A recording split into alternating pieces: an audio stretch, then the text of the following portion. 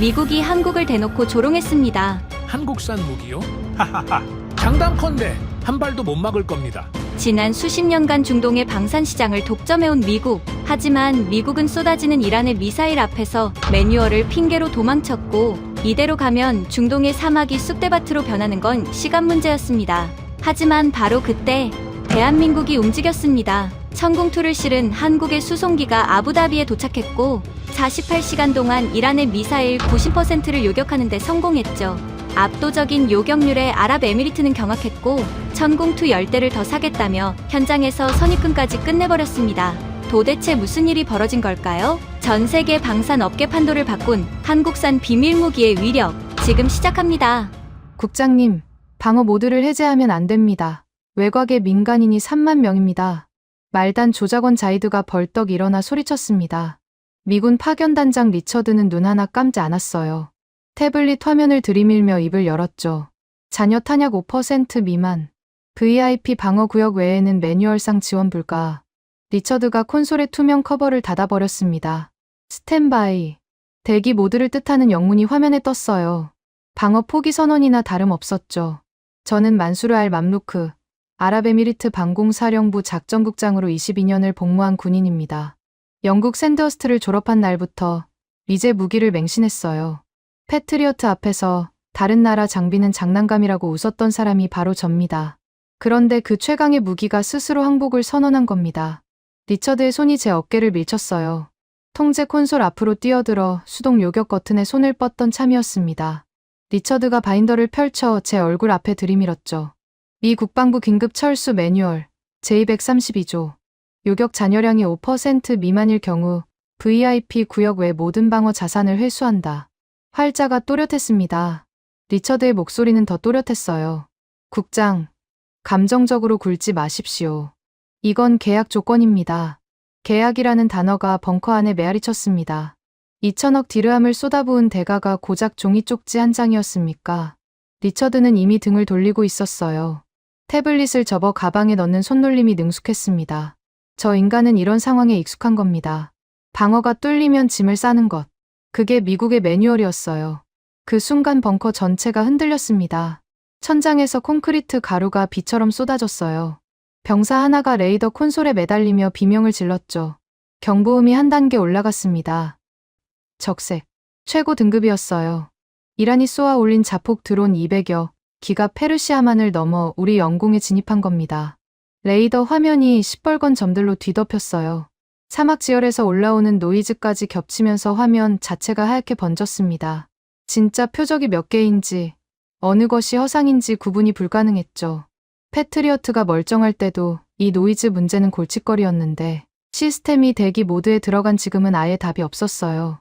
콘솔 옆에 앉아있던 자이드가 작은 수첩을 꺼내 뭔가를 끄적이고 있었습니다. 그 순간에도 연필을 놓지 않더군요. 평소라면 커피나 갖다 줘라고 했을 겁니다. 저를 포함해 벙커 안에 누구도 그 청년의 존재를 진지하게 여긴 적이 없었어요. 하지만 그때는 그런 것에 신경 쓸 여유가 없었습니다. 패트리어트 시스템이 요격 한 발 없이 스탠바이 상태를 유지하는 동안 선발대 드론 3기가 방어망을 뚫었어요. 아무런 저항 없이요. 레이더에 궤적이 찍혔고 벙커 안의 모든 눈이 화면에 못 박혔습니다. 타격 좌표가 떴어요. 아부다비 외곽 알샴카 구역주 송전탑. 심장이 내려앉았습니다. 쾅. 벙커 조명이 일시에 꺼졌어요. 비상발전기가 3초 만에 가동되며 붉은 비상등만 켜졌지만 메인 전력은 완전히 죽었습니다. 대규모 정전이었어요. 벙커 안만이 아니라 아부다비 외곽 전체가 암흑에 빠진 겁니다. 외곽, 알샴카. 그 단어가 뇌리를 때렸습니다. 구겨진 군복 주머니에서 지갑을 꺼냈어요. 손이 떨렸습니다. 지갑을 펼치자 조카 타리크의 사진이 보였어요. 환하게 웃고 있는 9살짜리 얼굴. 선천적폐 질환으로 24시간 산소 발생기에 연결되어 있는 아이입니다. 전기가 끊기면 비상 배터리가 작동하지만 그건 3시간짜리예요. 3시간. 그게 조카에게 남은 전부였습니다. 무전기에 손을 뻗었어요. 타리크의 집에 연결되는 비상회선이었습니다. 잡음 사이로 목소리가 들렸죠. 타리크를 돌보는 가사도우미 파티마였어요. 국장님, 기계가 꺼졌어요. 배터리로 바뀌었는데 아이가 숨을 힘들어합니다. 파티마의 목소리가 찢어졌습니다. 배경에서 타리크의 기침 소리가 들렸어요. 얕고 빠른 호흡이었습니다. 가슴이 쥐어짜이는 것 같았어요. 2천억 디르함짜리 방공망이 아이 하나 지키지 못하고 있었습니다. 아니, 지키지 않기로 결정한 겁니다. 미국의 알고리즘이 타리크의 집을 전술적 무가치 구역으로 분류했어요. 제 조카의 목숨에 미국이 매긴 값이 그것이었습니다. 분노가 치밀었습니다. 콘솔로 달려갔어요. 자녀 미사일이 몇 발이든 상관없었습니다. 수동으로 쏘면 됩니다. 현지 대원 셋에게 고함을 질렀어요. 발사 시퀀스 수동 전환. 지금 당장. 대원들이 콘솔에 달라붙었죠. 하지만 화면에 뜬 것은 발사 명령이 아니었습니다. 접근 권한 없음. 미군 통제 서버가 시스템 전체를 락다운시켜 버린 겁니다. 우리 돈으로 산 무기를, 우리 땅에 설치한 장비를 미국이 원격으로 잠가 버렸어요. 주먹으로 콘솔을 내리쳤습니다. 손등이 갈라졌지만 아프지 않았어요. 분노가 통증을 삼켜 버렸습니다. 레이더 화면에 새로운 궤적이 떠올랐습니다. 2차 탄도미사일. 타격 좌표가 붉게 전멸했어요. 알샴카 주거 지역 중심부. 타리크의 집이었습니다. 드론이 아니라 탄도미사일이에요. 직격하면 반경 200m가 초토화됩니다. 다리에 힘이 풀렸어요. 무전기를 움켜쥐었지만 파티마에게 뭐라고 말해야 할지 알 수 없었습니다. 도망치라고요? 산소 발생기에 묶인 아이를 데리고 어디로 가란 말입니까? 벙커 안이 아수라장이었습니다. 병사들이 출구 쪽으로 몰리고 있었어요. 자이드만 자리를 지키고 있었죠. 그 와중에도 수첩에 뭔가를 적고 있었습니다. 저는 그걸 볼 겨를도 없었어요. 머리 위에서 쿵하는 둔탁한 소리가 울렸습니다. 벙커 외벽에 뭔가 충돌한 진동이었어요. 셰이크 알 나하양 국방장관의 목소리가 통신에 떨어졌습니다. 헬기를 띄워라. 왕실 일가 대피가 최우선이다. 국방장관마저 현장을 버리겠다는 뜻이었어요. 벙커 문 너머로 헬기 로터가 돌아가는 소리가 들렸습니다. 그때 리처드가 부하들에게 고개를 끄덕였어요. 미군 기술자 넷이 서버실로 뛰어 들어갔습니다. 하드디스크 파기 절차에 들어간 겁니다. 데이터를 남기지 않겠다는 뜻이에요. 무기만 두고 가는 게 아니라 무기를 다시 쓸 가능성까지 없애버리겠다는 겁니다. 리처드가 기밀 태블릿을 가방에 쑤셔 넣으며 장갑차 키를 꺼냈어요. 마지막까지 태어냈습니다. 이 인간에게 아부다비는 비즈니스 현장이었고 철수는 다음 프로젝트를 위한 정리에 불과했어요. 서버실에서 디스크가 부서지는 소리가 났습니다.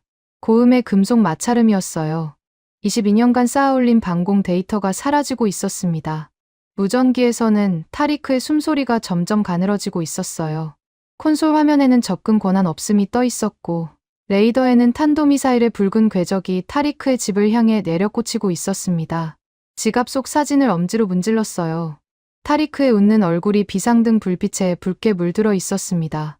22년 전 영국 졸업식 날 미국의 무기가 세상을 지킨다고 맹세했었죠. 그 맹세가 지금 제 핏줄의 숨통을 조이고 있었어요.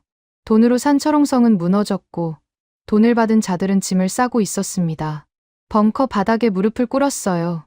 군복 주머니를 뒤졌습니다.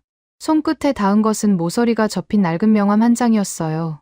4년 전 제가 쓰레기통에 던졌다가 어쩐 일인지 지갑 안쪽에 끼어남아 있던 것이었습니다. 대한민국 방위사업청. 한글과 영문이 나란히 적혀 있었어요. 덜덜 떨리는 손으로 명함 뒷면의 번호를 눌렀습니다. 리처드가 벙커 중앙에 섰습니다.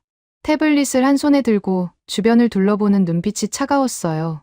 기밀 서류가 아니라 매출 보고서를 읽는 사람의 눈이었습니다. 패트리어트 잔여 물량 일주일치 미만.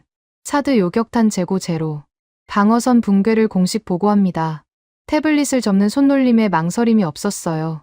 봉투를 밀봉하듯 딱 닫더군요.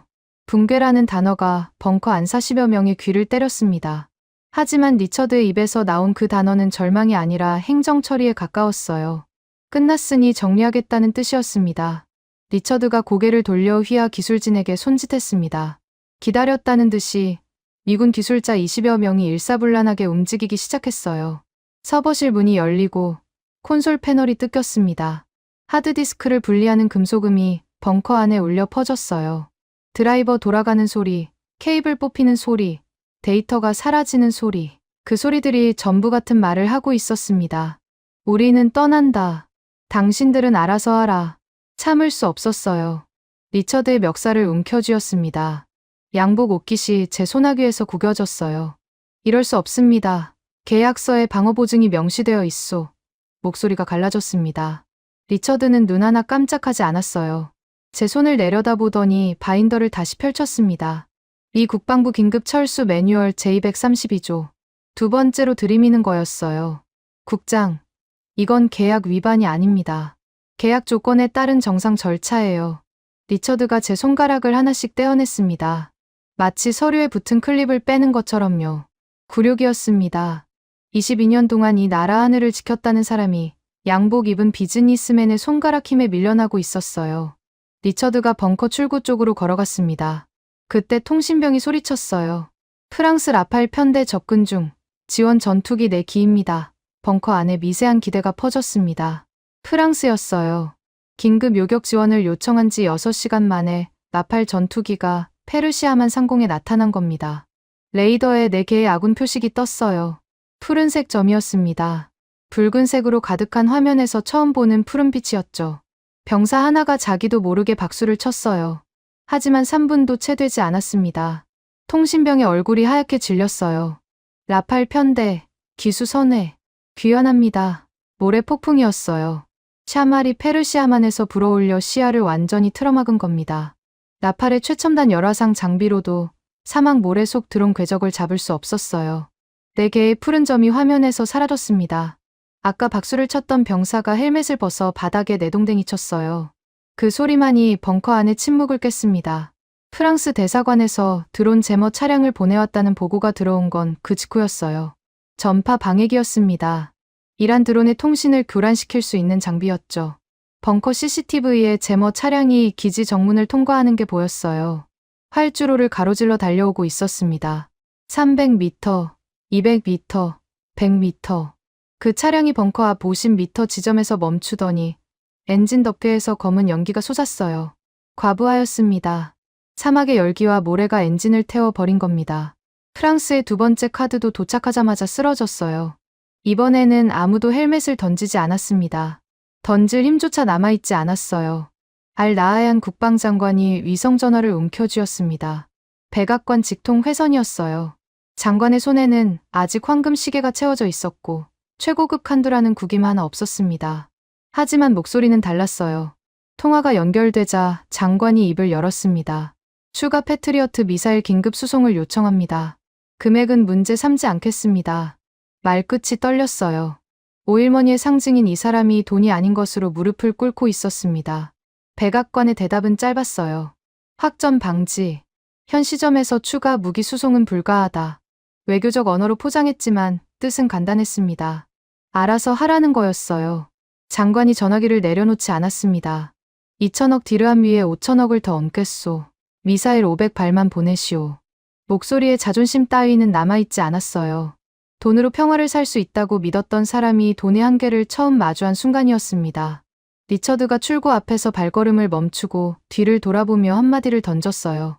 장관님, 돈 문제가 아닙니다. 데이터상 방어가 불가능합니다. 가방을 어깨에 걸치며 떠나는 리처드의 뒷모습에는 미안함이라고는 한 톨도 없었어요. 데이터라는 말이 가슴에 박혔습니다. 미국에게 우리는 데이터였어요. 수치가 맞으면 지키고 수치가 안 맞으면 버리는 거였습니다. 벙커 CCTV 화면이 전환됐어요. 기지 외곽 도로였습니다. 미군 장갑차 6대가 흙먼지를 일으키며 공군 기지 방향으로 질주하고 있었어요. 일렬로요. 마치 퍼레이드처럼 정돈된 대열이었습니다. 철수 훈련을 수없이 반복한 티가 났어요. 쏟아지는 폭격 속에서도 차간 거리가 정확히 유지되고 있었습니다. 벙커 안병사들이 CCTV를 올려다보았어요. 화면 속 먼지가 가라앉아 텅 빈 도로만 남았습니다. 미국은 정말로 떠났어요. 22년간 동맹이라고 불렀던 나라가 장갑차 6대의 짐을 싣고 사라진 데 걸린 시간은 12분이었습니다. 동요가 시작됐어요. 현지 경비대원 중 셋이 무기를 벽에 기대놓고 출구 쪽으로 걸어갔습니다. 하나가 헬멧을 벗었고 둘이 뒤따랐어요. 파이살 경비대장이 소리를 질렀지만 발걸음을 멈추는 병사는 없었습니다. 미국이 떠났는데 우리가 남아서 뭘 하겠냐는 표정이었어요. 리처드의 장갑차가 남긴 흙먼지보다 그 표정이 더 가슴에 칼을 꽂았습니다. 우리 군인들마저 이 벙커를 버리려 하고 있었어요. 이게 동맹의 결말입니까? 이게 2천억 디르함의 값어치입니까? 텅 빈 패트리어트 통제석을 바라보았습니다. 아까까지 리처드가 앉아있던 의자가 아직 미지근한 체온을 품고 있었어요. 콘솔 화면에는 접근 권한 없음이라는 문구가 박혀 있었고, 서버실에서는 미군이 마지막 디스크를 부수고 나간 뒤에 정적만이 흘렀습니다. 이것이 미국에게 우리가 가진 가치의 전부였어요. 돈을 내는 동안만 유지되는 계약 관계, 위험 수치가 5% 아래로 내려가면 전원을 빼는 자판기 같은 동맹이었습니다. 무전기에서 타리크의 기침 소리가 또 흘러나왔어요. 이전보다 간격이 짧아졌습니다. 배터리 잔량이 줄고 있다는 뜻이었죠. 제 손 안에는 아까 꺼낸 명함이 구겨진 채 들려 있었어요. 대한민국 방위사업청. 4년 전 제가 코웃음 치며 쫓아낸 사람들이었습니다. 한국제 미사일이라니 장난감 아니냐고 했었죠. 그때 그 연락관의 얼굴이 떠올랐어요. 모욕을 당하고도 고개를 숙이며 명함을 내밀던 그 사람. 제가 받지도 않고 바닥에 떨어뜨린 명함을 주워서 조용히 제 책상 위에 올려놓고 돌아갔던 그 사람이었습니다. 그 명함이 지갑 안쪽에 끼어 4년을 버텼어요. 더듬거리는 손으로 번호를 다시 눌렀습니다. 첫 번째 시도는 연결이 끊겼거든요. 신호음이 울렸어요. 1번, 2번, 3번. 끊어질 것 같은 신호음 사이로 벙커 천장이 또 한 번 흔들렸습니다. 네 번째 신호음 끝에 상대방이 전화를 받았어요. 한국어가 들렸습니다. 입술이 바짝 말라 있었어요. 22년 군 생활에서 한 번도 쓴 적 없는 언어를 꺼내야 했습니다. 영국 유학 전 아버지가 억지로 보내셨던 한국어 학원에서 배운 서툰 문장이 혀끝에 올라왔어요. 여기는 아부다비입니다. 도와주십시오. 4년 전에 무례했습니다. 천궁이 필요합니다. 제발. 문법이 엉망이었을 겁니다. 하지만 그 순간 저에게 남은 것은 구겨진 명함 한 장과 부서진 자존심뿐이었어요. 전화를 끊고 나서도 손이 떨렸습니다. 상대방이 뭐라고 대답했는지 정확히 기억나지 않아요. 확인하겠다. 기다리라. 그런 말이었던 것 같습니다. 하지만 확신할 수 없었어요. 4년 전에 제가 내쫓은 나라에서 도움의 손을 내밀어 줄 리가 있겠습니까? 무전기 너머로 타리크의 숨소리가 점점 짧아지고 있었고 벙커 안에는 비상등의 붉은 빛만 남아 있었습니다. 구원은 오지 않을 거라는 생각이 뼛속까지 파고들었어요. 그런데 18시간 뒤 아부다비 군용 활주로 관제탑에서 연락이 왔습니다. 정체불명 수송기 한 대가 비상 착륙 허가를 요청하고 있다는 거였어요. 국적은 대한민국. 기종은 C-130점. 관제탑 병사의 목소리가 의아하다는 듯 올라갔습니다. 국장님, 한국이요? 한국이 왜 여기에 수송기를 보냅니까? 저도 몰랐어요. 진짜 오리라고는 생각하지 못했거든요.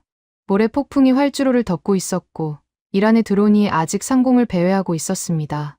그 속을 뚫고 착륙하겠다는 건 제정신이 아니었어요. 활주로 CCTV를 켰습니다. 모래바람 사이로 C-130의 회색 동체가 흔들리며 내려오고 있었어요. 기체가 활주로에 닿는 순간 타이어에서 모래 기둥이 솟았습니다.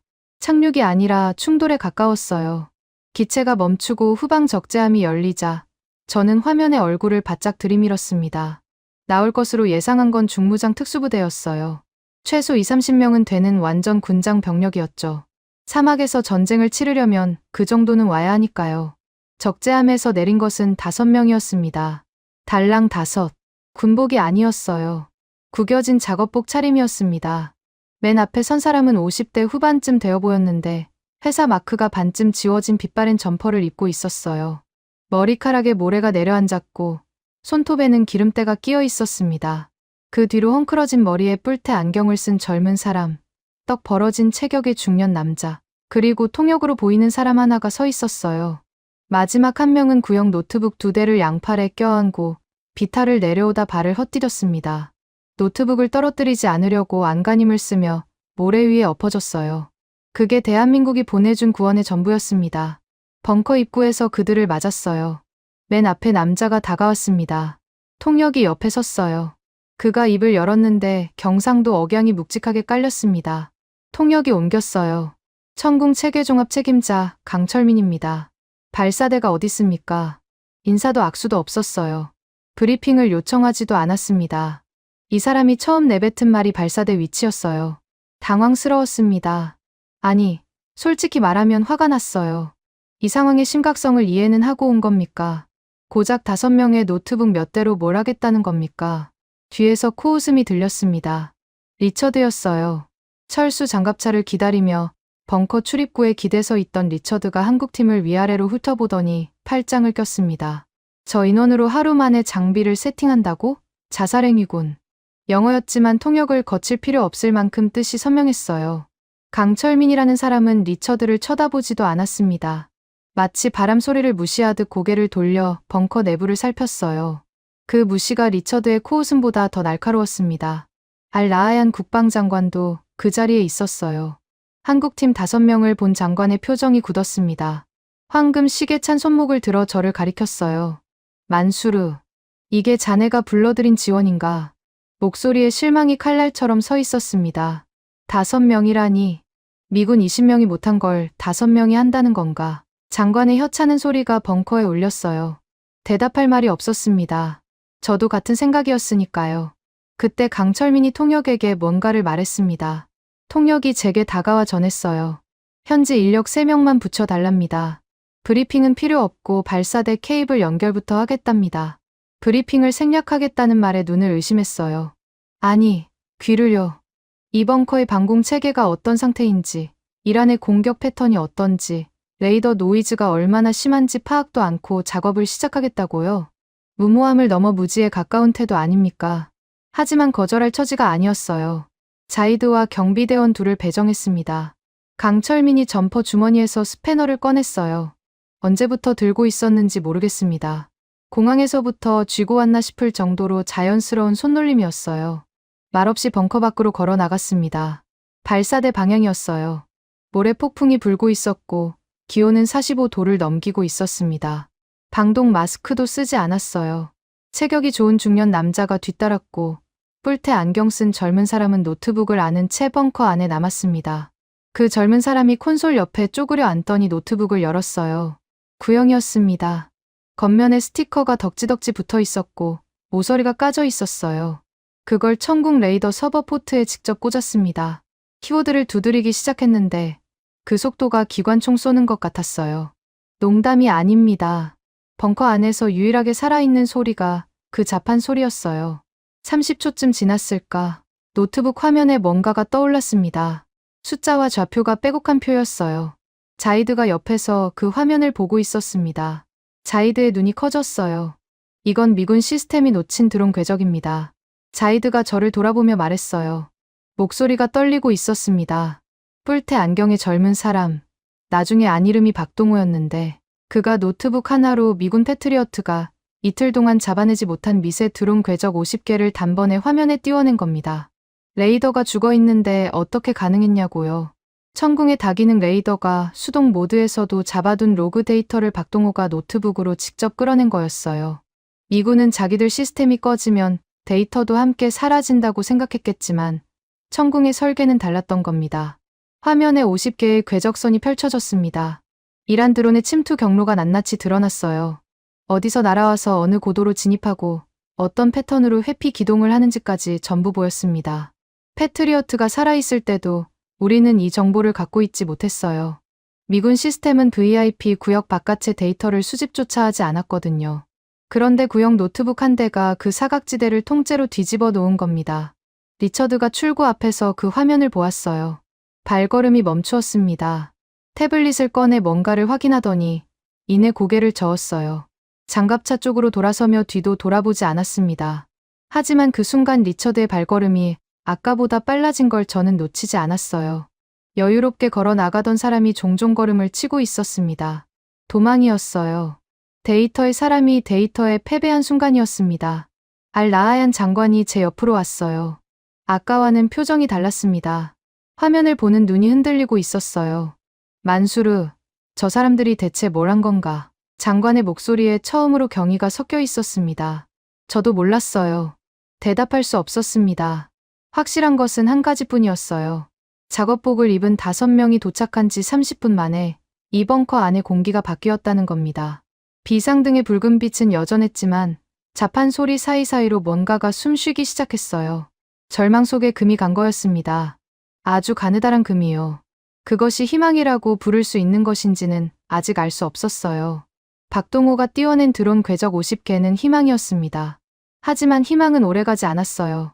천궁 다기능 레이더를 본격 가동한 지 1시간도 되지 않아 화면이 하얗게 뒤덮였거든요. 허위 경보였습니다. 300개가 넘었어요. 사막 지열을 적기로 오인한 레이더가 미친 듯이 경보를 쏟아낸 겁니다. 낮 동안 45도까지 달궈진 모래가 밤이 되면서 뿜어내는 열적 외선이 레이더 센서를 완전히 교란시켰어요.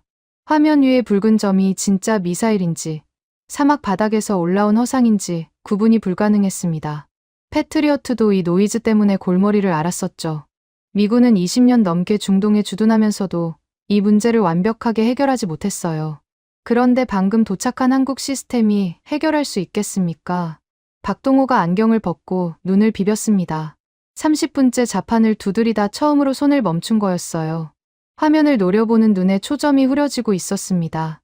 한국에서 가져온 기본 알고리즘은 온대 기후에 맞춰져 있었어요. 사막의 극단적인 열 변화는 설계 단계에서 상정하지 않은 변수였던 겁니다. 노트북 화면에 300개의 붉은 점이 깜박이고 있었지만 그중 진짜 위협이 몇 개인지 아무도 알 수 없었어요. 이 상태로는 요격이 불가능했습니다. 300발을 전부 쏠 수도 없고 안 쏘자니 그 안에 진짜 미사일이 섞여 있을 테니까요. 벙커 한쪽에서 낯선 냄새가 올라왔어요. 현지 대원들이 가져온 캅사였습니다. 커다란 쟁반 위에 양고기와 밥이 뒤섞인 아랍식 식사가 놓여 있었어요. 한국팀이 도착한 뒤 누구도 밥을 먹지 못했거든요. 현지 취사병이 비상식량 창고를 열어 만든 것이었습니다. 저는 한국팀이 젓가락이나 포크를 요구할 줄 알았어요. 하지만 강철민이 먼저 쟁반 앞에 주저앉더니 맨손으로 밥을 집어 먹기 시작했습니다. 거리낌이 없었어요. 옆에 앉은 현지 대원이 눈을 동그랗게 떴습니다. 아랍에서 맨손으로 밥을 나눠 먹는 것은 가족끼리나 하는 행위거든요. 강철민은 그런 의미를 알았을 리가 없어요. 그저 배가 고파서 앉은 것이겠죠. 하지만 현지 대원들의 표정이 미묘하게 바뀌는 걸 저는 보았습니다. 경계가 조금 풀렸어요. 식사가 끝나고 강철민이 일어섰을 때 저는 당연히 장성급 회의실로 향할 줄 알았습니다. 알-나하얀 장관이 긴급 작전 회의를 소집했거든요. 벙커 2층 회의실에 장성 넷과 참모진이 모여 있었어요. 그런데 강철민은 계단을 올라가지 않았습니다. 벙커 구석, 보조 모니터 앞에 쪼그려 앉은 사람에게로 걸어갔어요. 자이드였습니다. 말단 레이더 조작원. 미군 기술자들에게 커피나 타주며 무시당하던 20대 청년이에요. 저도 그 아이 이름을 얼마 전까지 몰랐습니다. 그냥 저기 조작원이라고 불렀으니까요. 강철민이 자이드의 좁은 책상 옆 바닥에 쪼그려 앉았어요. 통역 최하산이 옆에 붙었습니다. 강철민이 레이더 화면을 가리키며 뭔가를 물었어요. 최하산이 아랍어로 옮겼습니다. 밤마다 이 노이즈 패턴이 달라지는 건 알고 있냐? 자이드의 눈이 커졌어요. 이번 커에서 누군가가 자이드에게 기술적인 질문을 한 건 처음이었을 겁니다. 자이드가 주머니에서 낡은 수첩을 꺼냈어요. 연필로 빼곡하게 적은 숫자와 그래프가 가득했습니다. 시간대별 사막 지열 변화와 레이더 노이즈의 상관관계를 수기로 기록해 놓은 것이었어요. 강철민이 수첩을 받아 들었습니다. 한 장 한 장 넘기는 손이 느려졌어요. 통역을 거치지 않고도 숫자는 읽을 수 있었을 겁니다. 페이지를 다 넘긴 강철민이 자이드의 어깨를 한번 두드렸어요. 최하산이 통역했습니다. 훌륭한 엔지니어라고 합니다. 자이드의 눈시울이 붉어졌어요. 이번 커에서 2년을 일하면서 한 번도 듣지 못한 말이었을 겁니다.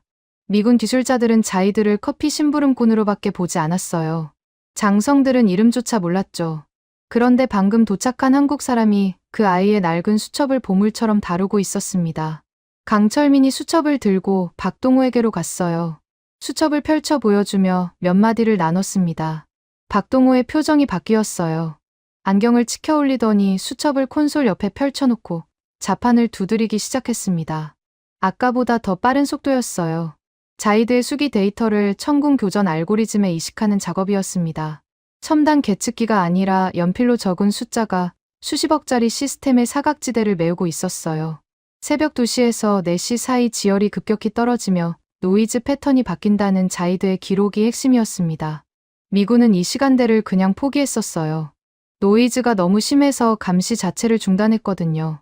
하지만 자이드는 포기하지 않고 매일 밤 그 패턴을 관찰해 왔던 겁니다. 박동호가 코드를 수정하는 동안 밖에서 경고음이 울렸습니다. 발사대 쪽이었어요. 이진우 기장이 뛰어들어왔습니다. 모래가 레이더 회전축에 끼었다고 했어요. 환풍구를 뚫고 들어온 미세한 사막 모래가 정밀 기계의 틈새를 갉아먹은 겁니다. 회전축이 멈추면 레이더가 죽어요. 레이더가 죽으면 아무리 알고리즘을 고쳐도 소용없습니다. 과부하 경고등이 이미 빨갛게 켜져 있었어요. 이진우가 마스크를 찾았습니다. 없었어요. 한국에서 급하게 나오느라 방독 마스크를 챙기지 못한 겁니다. 이진우가 멈칫하는 것을 본 적은 그때가 처음이자 마지막이었어요. 1초쯤 서 있더니 고개를 한번 끄덕이고 벙커 문을 열었습니다. 밖은 지옥이었어요. 모래 폭풍이 피부를 벗겨낼 듯 몰아치고 있었고 기온은 밤인데도 40도에 가까웠습니다. 이진우가 그 속으로 뛰어나갔어요. 마스크도 고글도 없이요. CCTV로 보았습니다. 레이더 회전축 위로 올라간 이진우가 맨손으로 모래를 파내고 있었어요. 모래가 눈과 코를 덮쳤지만 멈추지 않았습니다. 한 움큼, 두 움큼. 모래를 파내는 속도가 기계적이었어요.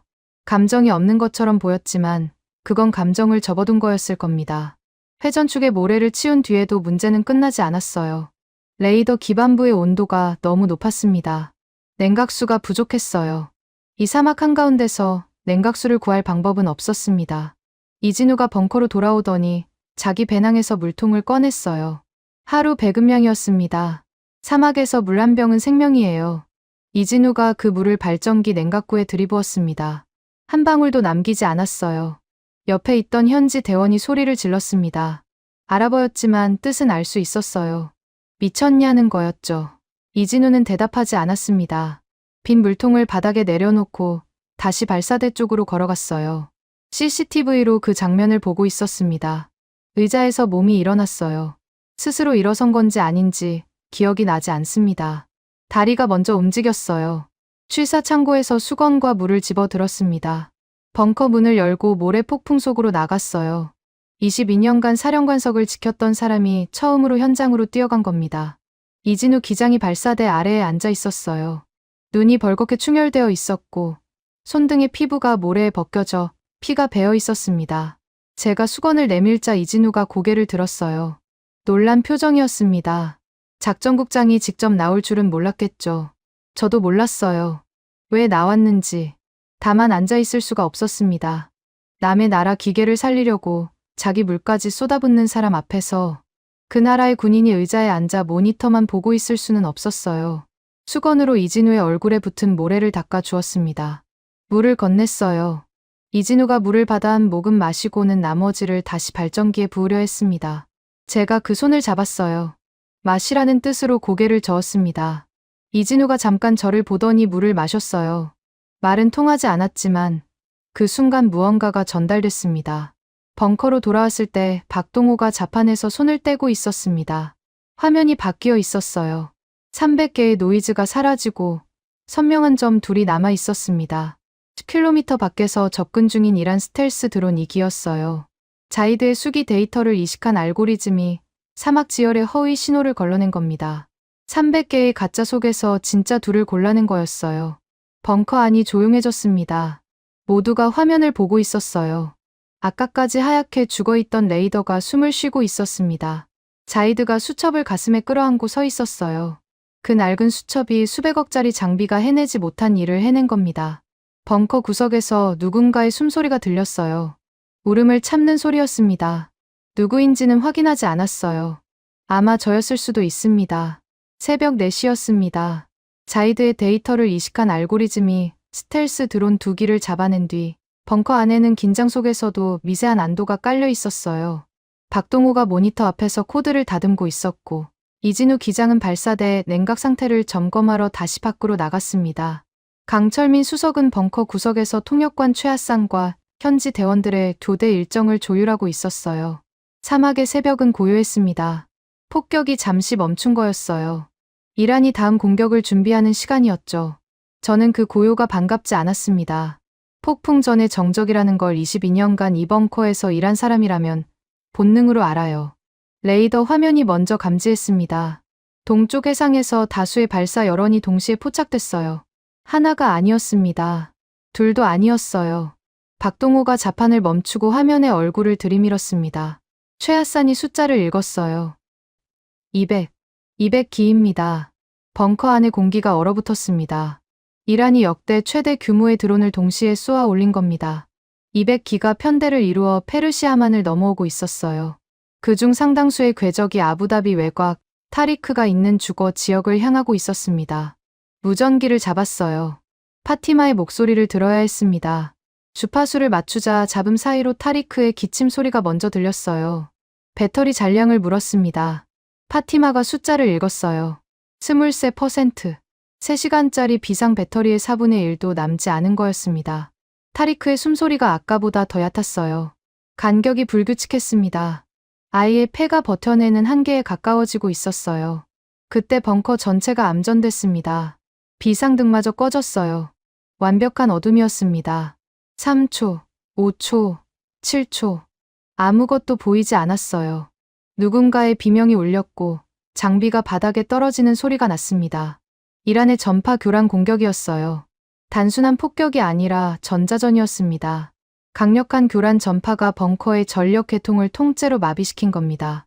비상발전기의 제어판까지 먹통이 됐어요. 7초 뒤에 보조 배터리가 작동하며 비상등이 다시 켜졌지만 메인 전력은 완전히 죽어 있었습니다. 콘솔 화면이 전부 꺼져 있었어요. 천궁 시스템도 임시 절전 모드로 강제 전환됐습니다. 레이더가 멈춘 거였어요. 방금 전까지 200개의 궤적을 추적하던 화면이 까만 거울이 되어 제 얼굴만 비추고 있었습니다. 박동호가 노트북을 뒤집었어요. 본체 배터리로 전환한 겁니다. 화면이 켜졌지만 레이더 연결은 끊겨 있었어요.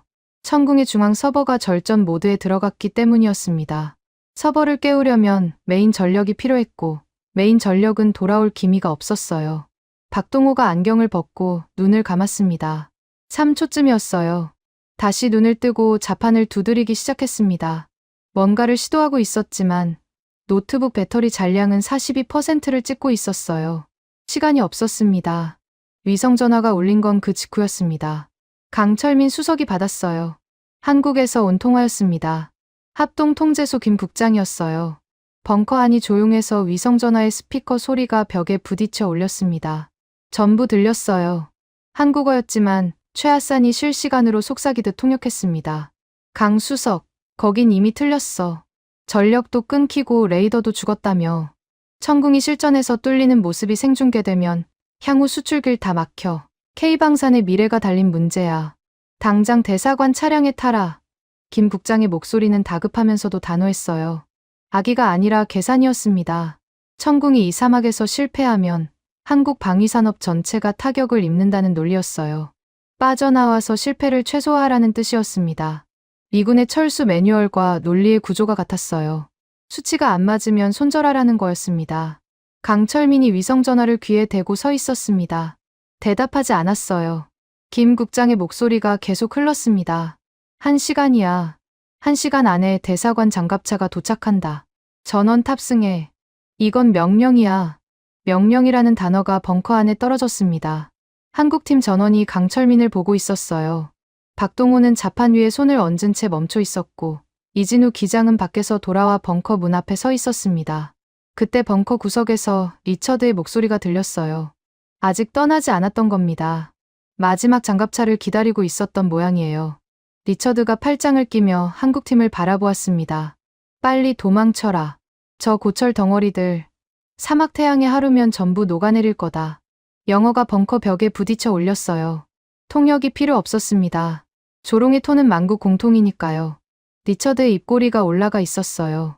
한국팀이 떠나는 모습을 보고 싶었던 겁니다. 자기가 옳았다는 확인을 원했어요.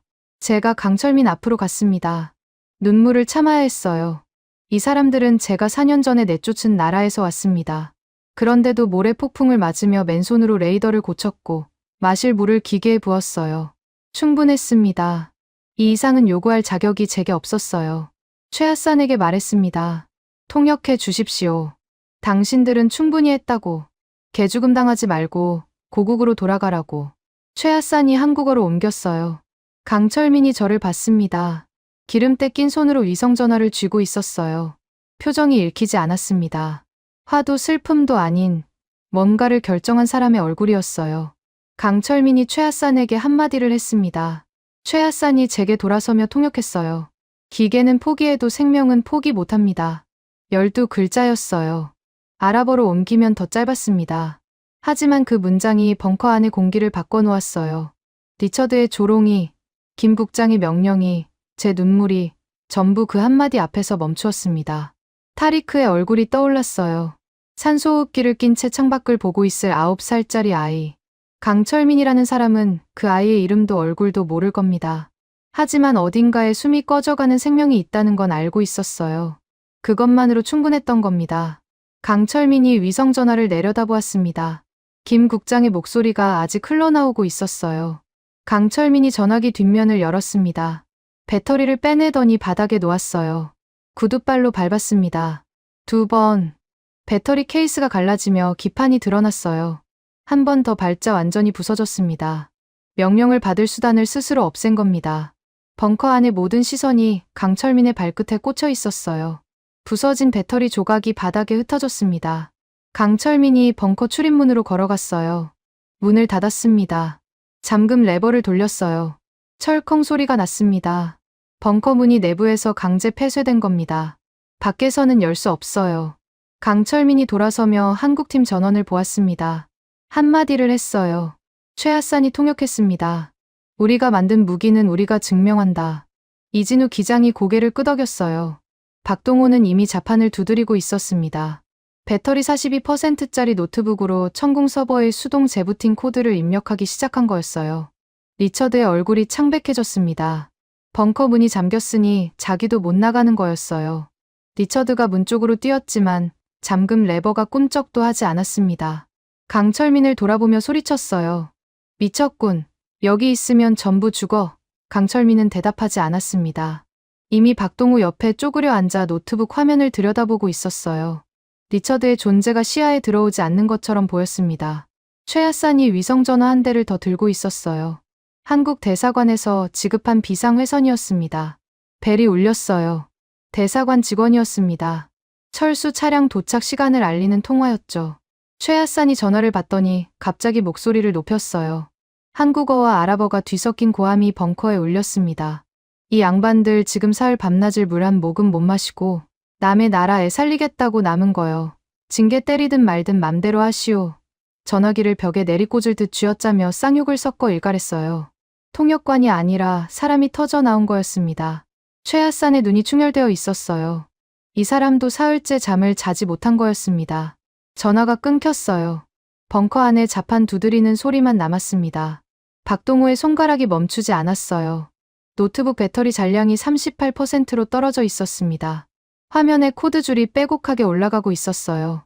천궁 서버를 메인 전력 없이 깨우는 우회 경로를 만들고 있는 거였습니다. 설계도에 없는 방법이었어요. 현장에서 즉석으로 만들어내는 거였습니다. 레이더 화면은 아직 꺼져 있었고 밖에서는 200기의 드론이 아부다비를 향해 날아오고 있었어요. 배터리는 줄어가고 시간은 사라지고 있었습니다. 하지만 벙커 문은 잠겨 있었어요. 강철민이 잠근 그 문이 도망칠 수 없다는 선언이자 끝까지 싸우겠다는 각오였습니다. 박동호의 노트북 배터리가 31%를 찍었을 때 화면에 초록색 커서가 깜박였습니다. 재부팅 코드가 먹힌 거였어요. 천궁 서버가 절전 모드에서 빠져나오며 웨이더 콘솔에 불이 들어왔습니다. 벙커 안에서 누군가 탄성을 질렀어요. 하지만 박동호의 표정은 밝지 않았습니다. 화면에 뜬 숫자를 가리키며 강철민에게 말했어요. 최하산이 제게 속삭였습니다. 발사대 중앙 쿨러가 멈췄답니다. 시스템 온도가 100도를 넘겼다고요. 레이더가 살아나도 미사일을 쏘지 못하면 아무 소용이 없었어요. 발사대의 냉각 장치가 작동하지 않으면 미사일 추진체가 과열로 자폭합니다. 요격이 아니라 우리가 먼저 터지는 거였어요. 원인은 모래였습니다. 사막 특유의 미세한 분진이 쿨러 팬 내부에 켜켜이 쌓이며 회전을 막아버린 거였어요. 패트리어트는 밀폐형 냉각 시스템이라 모래가 침투할 틈이 없었지만 천궁은 설계 자체가 한반도 기후 기준이었습니다. 영하 20도의 겨울을 견디도록 만든 냉각 구조가 사막의 모래와 열기 앞에서 무릎을 꿇은 거였어요. 강철민의 얼굴이 굳었습니다. 이건 소프트웨어로 해결할 수 있는 문제가 아니었어요. 누군가 밖으로 나가서 기계를 직접 만져야 했습니다.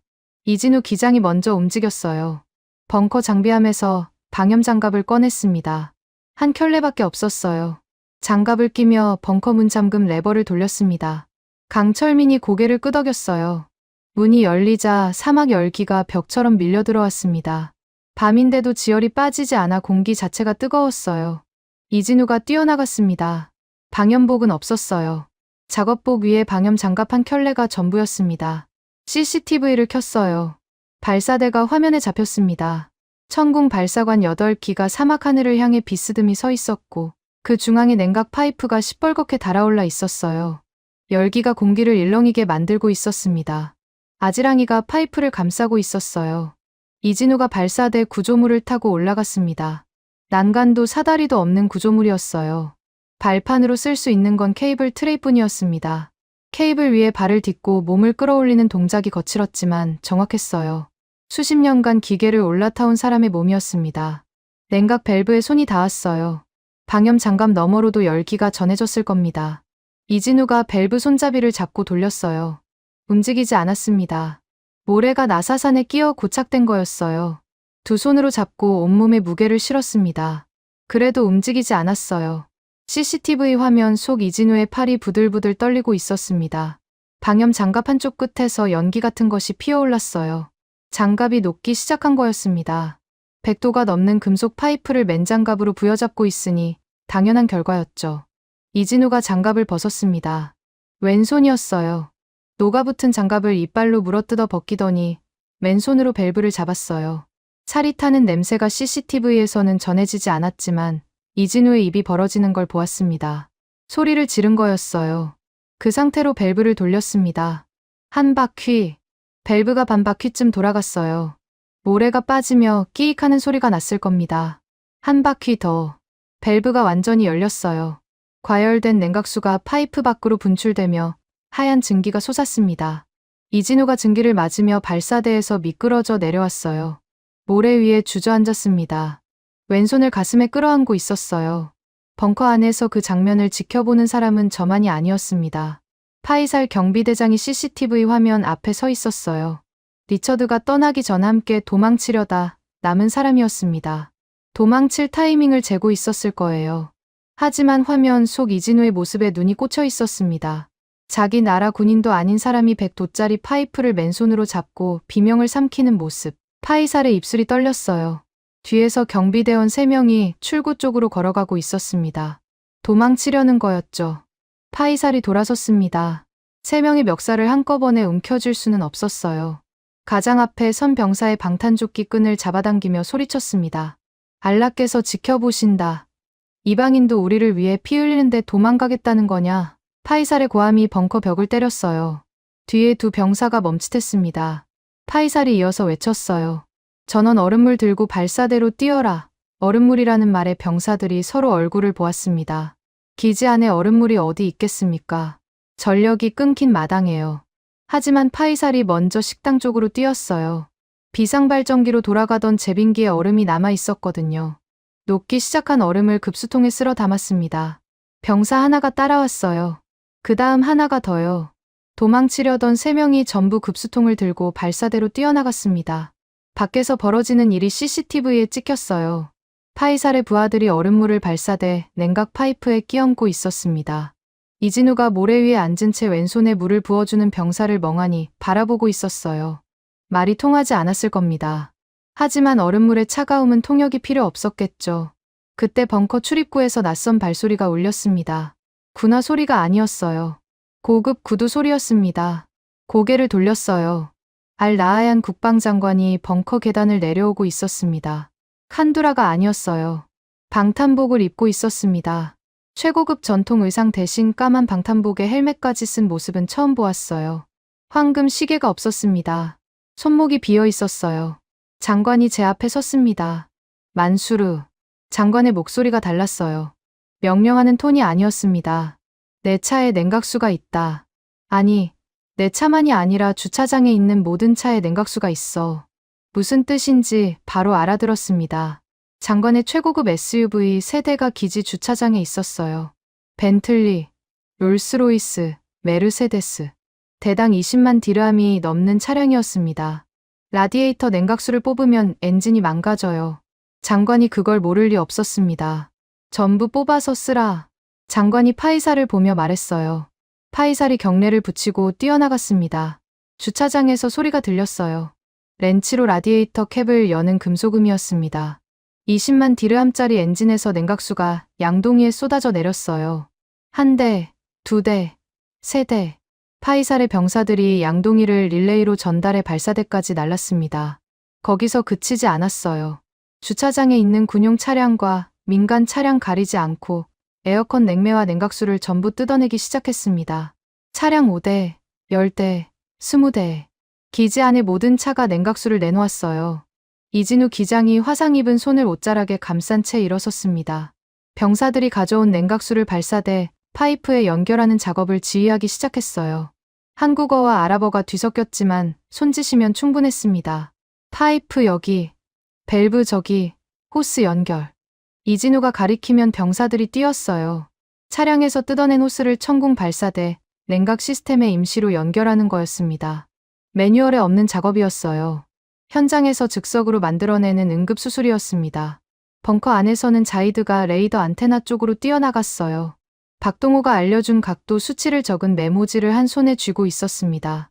레이더 자동 추적이 불안정한 상태에서 기계적 사각지대를 보완하려면 안테나 수동 조준경을 직접 돌려야 했어요. 자이드가 안테나 기반부에 올라붙었습니다. 메모지를 이에 물고 양손으로 조준경 핸들을 잡았어요. 0.3도씩 돌리며 박동호가 지정한 방위각에 맞추는 작업이었습니다. 첨단 장비의 빈틈을 사람의 손으로 메우고 있었어요. 박동호가 벙커 안에서 미친 듯이 자판을 두드리고 있었습니다. 차량 냉각수로 땜질한 냉각 시스템의 유량과 온도가 정상 규격과 달랐어요. 자동차 냉각수는 미사일 발사대용이 아니니까요. 압력이 다르고 점도가 달랐습니다. 그 차이를 소프트웨어로 보정해야 했어요. 타겟팅 딜레이 코드를 수정하고 냉각 센서의 허용 범위를 현장 수치에 맞게 바꾸는 작업이었습니다. 노트북 배터리가 24%까지 떨어져 있었어요. 박동호의 이마에 땀이 줄줄 흘렀지만 닦을 틈도 없었습니다. 온도 수치가 내려가기 시작했어요. 98도, 93도, 87도. 발사대 콘솔의 경고등이 빨간색에서 주황색으로 바뀌었습니다. 82도, 79도. 주황색이 노란색으로 바뀌었어요. 벙커 안에서 숨을 죽이고 화면을 보던 사람들 사이로 작은 신음이 새어나왔습니다. 75도를 찍었을 때 경고등이 꺼졌어요. 레이더 화면에 적 타겟이 하나둘 살아나기 시작했습니다. 200개의 붉은 점이 전부 떠올랐어요. 그리고 그 점 하나하나 옆에 초록색 테두리가 생겼습니다. 라곤. 조준 완료. 200개 전부가 사격 대기 상태에 들어간 겁니다. 이방인의 화상 입은 손과 현지인의 얼음물이 만들어낸 방패였어요. 자동차 냉각수와 낡은 수첩과 구형 노트북이 빚어낸 기적이었습니다. 강철민 수석이 발사대 콘솔 앞에 섰습니다. 200개의 붉은 점에 초록색 라곤 테두리가 붙어 있었어요. 전부 사격 대기 상태였습니다. 하지만 강철민은 버튼에 손을 대지 않았어요. 콘솔 위 투명 안전 커버를 내려다보고 있었습니다. 옆에 선 최하산이 제게 속삭였어요.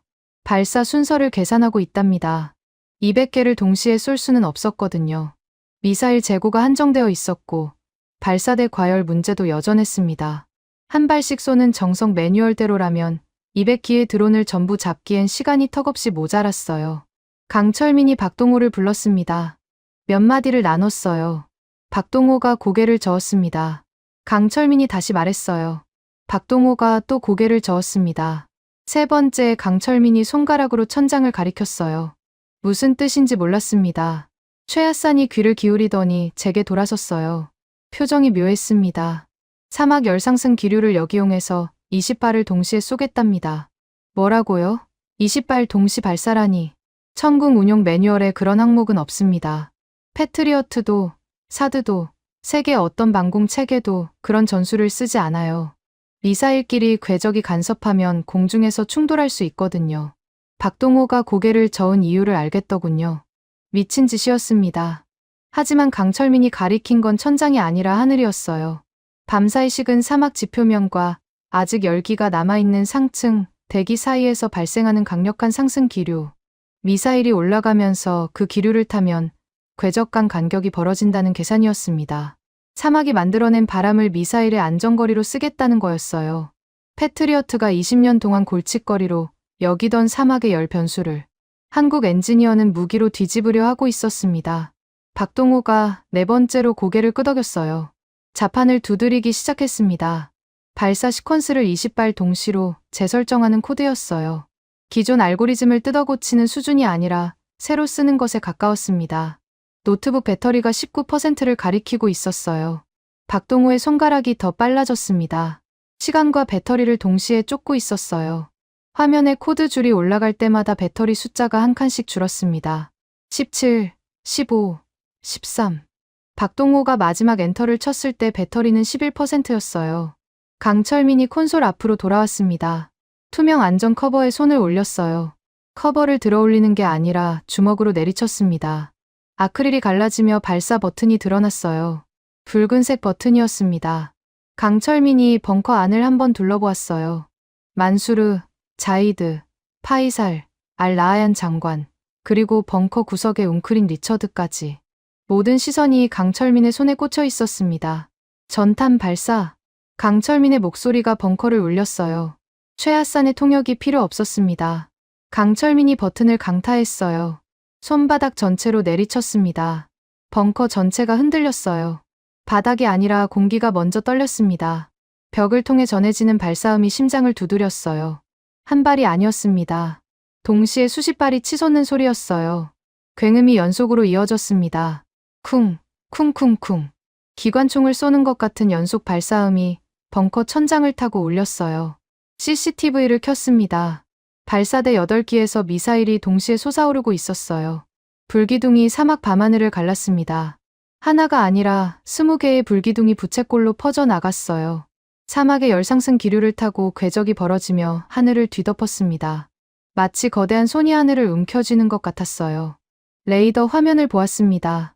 200개의 붉은 점을 향해 초록색 요격선이 뻗어나가고 있었어요. 하나, 둘, 셋. 붉은 점이 터지며 사라졌습니다. 사각형 팝업이 떴어요. 요격 성공. 5, 6, 10.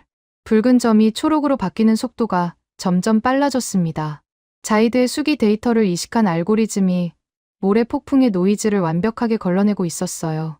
이란 드론의 엔진 여럿만을 콕 집어 타격하고 있었습니다. 허위 신호해소가 헛발질하는 미사일이 단 한 발도 없었어요. 벙커 안이 숨을 멈추었습니다. 레이더 화면의 붉은 점이 눈에 보이는 속도로 줄어들고 있었거든요. 200개, 170, 140, 100. 시간이 지날수록 화면이 깨끗해졌어요. 아무도 말을 하지 않았습니다. 숫자가 말을 하고 있었으니까요. 1분이 지났어요. 붉은 점이 50개 아래로 떨어졌습니다. 2분이 지났어요. 20개. 3분이 되었을 때 200개의 붉은 점 중 180개 이상이 초록색으로 바뀌어 있었습니다. 요격률 90%. 3분 만에요. 벙커 구석에서 비명 같은 환호가 터졌습니다. 현지 병사 하나가 헬멧을 벗어 공중에 던졌어요. 옆에 있던 병사가 그를 끌어안았습니다. 파이살 경비대장이 무릎을 꿇으며 이마를 바닥에 대었어요. 기도였습니다. 병사 셋, 넷이 파이살 옆에 무릎을 꿇었어요. 통제실 전체가 울음과 기도와 환호로 뒤섞였습니다. 저는 레이더 화면을 보고 있었어요. 화면 한 구석에 타리크의 집 좌표가 있었습니다. 알시암카 외곽 주거지. 리제 패트리어트가 전술적 무가치 구역으로 버린 바로 그 구역이었어요. 그 좌표 위에 붉은 점이 하나 남아 있었습니다. 타리크의 집을 향해 낙하하던 마지막 미사일이었어요. 숨이 멎었습니다. 초록색 요격선이 그 붉은 점을 향해 뻗어나가고 있었지만 거리가 아슬아슬했어요. 심장이 한 박자 한 박자 세어지는 것 같았습니다. 요격선이 붉은 점에 닿았어요. 팝업이 떴습니다. 요격 성공. 파편 잔여량 제로. 타리크의 집 위에 아무것도 떨어지지 않았습니다. 다리에 힘이 풀렸어요. 콘솔을 잡고 겨우 버텼습니다. 미국이 버린 하늘을, 미국이 가치 없다고 분류한 아이의 머리 위를 한국이 지켜냈어요. 구형 노트북과 자동차 냉각수와 맨손으로 돌린 밸브가 만들어낸 방패가 제 조카의 숨통을 살린 겁니다. 무전기를 잡았어요. 파티마의 주파수를 맞췄습니다. 잡음이 길었어요. 목이 조여왔습니다. 파티마의 목소리가 들렸어요. 국장님, 폭발음이 멈췄어요. 타리크가 자고 있어요. 숨을 쉬고 있어요. 무전기를 쥔 손에 힘이 풀렸습니다. 입술을 깨물었어요. 벙커 안에서 울면 안 된다고 생각했는데 눈물이 볼을 타고 흘러내렸습니다. 지갑 속 타리크의 사진을 꺼냈어요. 비상등 불빛에 사진이 붉게 물들어 있었습니다. 살아있다. 아이가 살아있었어요. 벙커 밖 CCTV에 하늘이 찍혔습니다. 요격된 드론의 잔해가 사막 상공에서 불꽃이 되어 흩어지고 있었어요. 수십 개의 화염이 동시에 터지며 밤하늘을 수놓았습니다. 불꽃놀이 같았어요. 아니, 그보다 더 장엄했습니다. 대한민국 미사일이 그린 궤적이 하늘 전체를 덮고 있었거든요. 그 불빛 아래 사막이 환하게 밝혀졌어요. 리처드가 벙커 구석에서 고개를 들었습니다. CCTV 화면을 보고 있었어요. 하늘 가득 펼쳐진 요격의 불꽃과 레이더 화면의 초록색 점들. 리처드가 태블릿을 꺼냈어요. 화면을 켰습니다. 거기에 뭐가 떠 있는지 저도 보았어요. 커다란 빨간 글씨. 에러. 패트리어트 시스템의 최종 상태 보고였습니다. 리처드의 시스템은 이 전장을 방어 불가능으로 판정했었어요. 데이터상 불가능한 일이 눈앞에서 벌어지고 있었습니다. 리처드의 입이 열렸어요. 매뉴얼을 찢어발긴 미친놈들. 영어였지만 감탄인지 자조인지 분간이 안 됐습니다. 태블릿을 무릎 위에 내려놓는 리처드의 손이 떨리고 있었어요. 벙커 안에 소란이 잦아들 무렵 벙커 구석에서 움직임이 있었습니다. 사우디아라비아 왕실 군사옵서버 무함마드 특사였어요. 개전 이후 팔짱을 끼고 벽에 기대 관찰만 하던 인물이었습니다. 한마디도 하지 않았어요. 미군이 도망칠 때도, 한국팀이 도착했을 때도, 발사대가 과열됐을 때도 표정 하나 바꾸지 않았죠. 그 무함마드가 위성 암호기를 꺼냈습니다. 장비 덮개를 열고 주파수를 맞추는 손놀림이 빨랐어요. 수신처를 설정하더니 입을 열었습니다. 즉시 빈살만 왕세자 전학계 연결하라.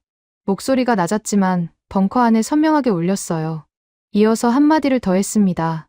차기 방공망 사업, 미제 사드는 폐기한다. 무조건 한국의 천궁이다. 연결도 되기 전에 결론을 먼저 말한 거였어요. 3분간의 요격이 사우디의 수조 원짜리 방위 사업 판도를 뒤집어 놓은 겁니다. 강철민 수석이 콘솔에 등을 기대고 서 있었습니다. 저는 그 앞으로 걸어갔어요. 말이 나오지 않았습니다. 최하산이 옆에 있었지만 통역을 부탁하지 않았어요. 강철민의 두 손을 잡았습니다. 기름때와 모래가 묻은 거친 손이었어요. 꽉 쥐었습니다. 강철민이 제 손을 마주 잡았어요. 고개를 한번 끄덕였습니다. 그것으로 충분했어요. 말보다 무거운 것이 두 사람의 손 사이에서 오갔습니다. 3월 4일 아침이 밝았습니다. 폭격이 멈춘 사막은 거짓말처럼 고요했어요. 밤새 하늘을 뒤덮던 불꽃의 잔해가 모래 위에 검은 조각으로 흩어져 있었습니다. 벙커 밖으로 나서자 새벽 공기가 차갑게 얼굴을 때렸어요. 어젯밤 40도를 넘기던 기온이 20도 아래로 떨어져 있었습니다. 사막의 아침은 언제나 이렇게 기만적이에요. 잔인한 밤이 끝나면 아무 일 없었다는 듯 서늘한 아침이 찾아옵니다. 벙커 안에서는 강철민 수석이 현지 대원들을 모아놓고 있었어요. 통역관 최하산이 옆에 섰고 박동호가 노트북을 펼쳤습니다. 배터리를 교체했더군요. 기지 통신실에서 쓰던 예비 배터리를 이진우 기장이 어디선가 구해온 거였어요. 화면에 레이더 유지보수 매뉴얼이 떠 있었습니다. 한글이었어요. 최하산이 한 줄씩 아랍어로 옮기고 박동호가 콘솔을 직접 조작하며 시연했습니다. 사막 환경에서 모래가 어디로 침투하는지, 열 변화에 따라 센서를 어떻게 보정하는지, 냉각 시스템 점검 주기를 며칠로 잡아야 하는지, 전날 밤 목숨을 걸고 터득한 것들을 고스란히 풀어놓고 있었어요. 현지 대원 12명이 바닥에 앉아 메모를 하고 있었습니다. 자이드가 맨 앞줄에 있었어요. 낡은 수첩이 아니라 새 노트를 펼치고 있더군요. 누가 준 건지 모르겠지만 표지에 한글로 뭔가 적혀 있었습니다. 나중에 물어보니 박동호가 자기 수첩을 찢어서 준 거였어요. 표지에 적힌 한글은 박동호의 이름이었습니다. 교육이 1시간쯤 이어졌을 때 벙커 계단에서 발소리가 울렸어요. 알-라하얀 국방장관이었습니다. 어젯밤 방탄복을 입고 내려왔던 바로 그 계단이었죠. 하지만 오늘은 칸두라를 다시 입고 있었어요. 깨끗한 새 칸두라였습니다. 황금 시계는 여전히 없었어요. 손목이 비어있는 게 오히려 자연스러워 보였습니다. 장관의 뒤로 수행원 셋이 따라왔어요. 그중 하나가 서류 가방을 들고 있었습니다. 장관이 강철민 앞에 섰어요. 최하산이 옆으로 붙었습니다. 장관이 수행원에게 손짓하자 서류 가방이 열렸어요. 안에서 나온 것은 백지수표였습니다. 아랍에미리트 국방부 직인이 찍힌 공식 발주서였어요. 품목란에 10개 포대 추가라고 적혀 있었고 금액란은 비어 있었습니다. 원하는 숫자를 쓰시오. 장관의 목소리가 단호했어요. 어젯밤 백악관에 애원하던 목소리와는 완전히 다른 사람이었습니다. 강철민이 발주서를 들여다보았어요. 3초쯤 보더니 서류를 접어 장관에게 돌려줬습니다. 최하산이 통역했어요. 그 전에 무기를 스스로 다룰 교육센터부터 지으시라고 합니다. 장관의 눈이 커졌어요. 수조 원짜리 계약을 거절한 게 아니었습니다. 순서를 바꾸라는 거였어요. 무기를 파는 것이 먼저가 아니라 무기를 다루는 사람을 기르는 것이 먼저라는 뜻이었습니다. 미국은 무기를 팔고 통제 서버의 비밀번호를 쥐고 있었어요. 접근 권한 없음. 그 한 줄이 우리를 무력하게 만들었죠. 강철민은 그런 방식을 거부하고 있었습니다. 장관이 한참 동안 강철민을 바라보았어요. 고개를 끄덕였습니다. 수행원에게 뭔가를 지시했어요. 수행원이 뛰어나갔습니다. 30분 뒤 벙커 지상층 브리핑실에 현지 군 장성 넷과 국방부 관료들이 모여 있었어요. 알-라하얀 장관이 단상에 섰습니다. 오늘부로 아랍에미리트 군 방공망의 시스템 표준을 대한민국 일원화한다. 공식 선언이었어요. 20년 넘게 미국 체계로 운영하던 방공 시스템 전체를 한국 기준으로 전환하겠다는 뜻이었습니다. 장성들 사이에 웅성거림이 퍼졌지만 장관의 눈빛이 그 소리를 눌렀어요. 어젯밤 방탄복을 입고 자동차 냉각수를 뽑으라고 명령했던 그 눈빛이었습니다. 선언이 끝나고 저는 강철민에게 다가갔어요. 부탁이 있었습니다. 한 곳만 가시죠. 최하산이 통역했어요. 강철민이 고개를 끄덕였습니다. 기지 차량을 몰았어요. 목적지는 알샴카 외곽 주거지였습니다. 타리크의 집이요. 차에서 내리자 좁은 골목이 보였습니다. 어젯밤 미사일이 떨어질 뻔했던 곳이에요. 하지만 건물은 멀쩡했습니다. 창문 하나 깨지지 않았어요. 파편 잔여량 제로. 레이더 화면에 떴던 그 문구가 실감났습니다. 대문을 두드리자 파티마가 열어주었어요. 안으로 들어가자 작은 방에 타리크가 앉아 있었습니다. 산소호흡기를 낀 채 무언가를 그리고 있었어요. 색연필을 쥔 작은 손이 종이 위를 움직이고 있었습니다. 아이가 고개를 들었어요. 낯선 사람들을 보고 눈을 동그랗게 떴습니다. 타리크, 이분들이 어젯밤 하늘을 지켜준 분들이다. 제 목소리가 갈라졌어요. 참으려고 했는데 안 됐습니다. 타리크가 손에 들고 있던 그림을 내밀었어요. 종이를 받았습니다. 아이가 그린 건 미사일이었어요. 한쪽에 태극기가 그려져 있었습니다. 색이 조금 틀렸어요. 빨간색과 파란색의 위치가 바뀌어 있었습니다. 하지만 태극 문양은 또렷했어요. 아이가 창밖으로 보았을 겁니다. 어젯밤 하늘을 수놓은 미사일을 궤적으려 그 불빛 위에 태극기를 그린 거였어요. 강철민이 그림을 받았습니다. 한참 동안 들여다보았어요. 기름때 낀 손가락으로 태극기 부분을 조심스럽게 만졌습니다. 아무 말도 하지 않았어요. 고개를 돌렸는데 그 투박한 얼굴에 물기가 번져 있었습니다. 강철민이 타리크의 머리를 한번 쓸어주었어요. 타리크가 웃었습니다. 호흡기 너머로 보이는 웃음이 작았지만 환했어요. 차로 돌아오는 길에 저도 강철민도 말이 없었습니다. 기지에 도착하자 벙커 옆 공터에 사람들이 모여 있었어요. 착공식 준비가 되어 있었습니다. 알-라하얀 장관이 직접 지시한 거였어요. K방산 방공기술교육센터. 팻말에 한글과 아랍어가 나란히 적혀 있었습니다. 장관이 삽을 들었어요. 강철민에게도 삽을 건넸습니다. 두 사람이 동시에 사막 모래를 떴어요. 첫 삽이었습니다. 무기를 파는 것이 아니라 방패를 함께 세우는 시작이었어요.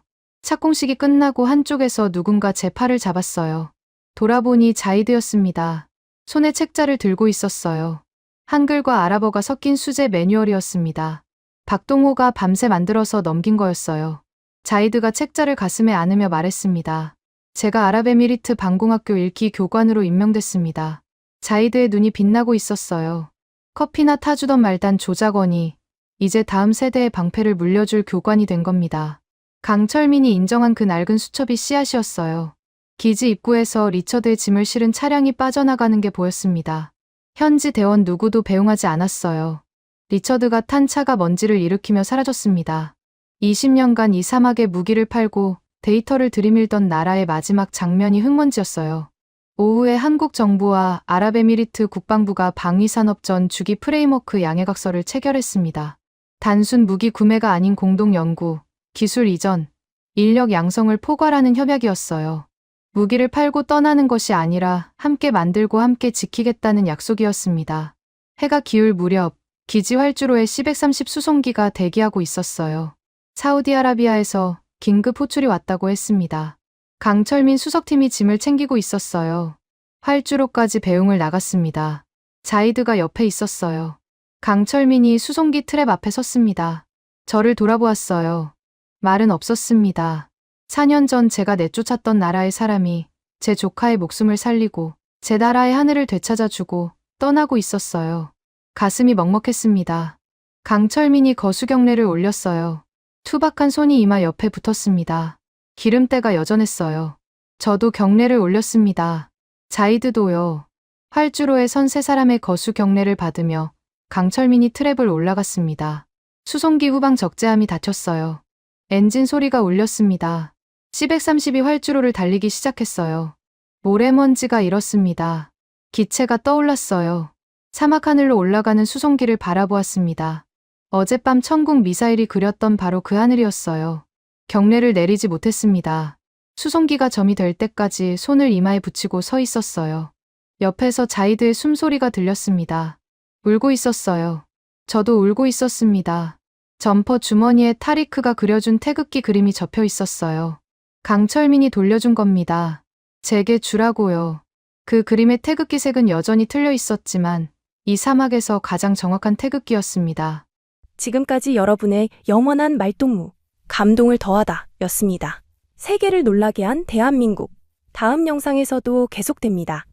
좋은 하루 되세요.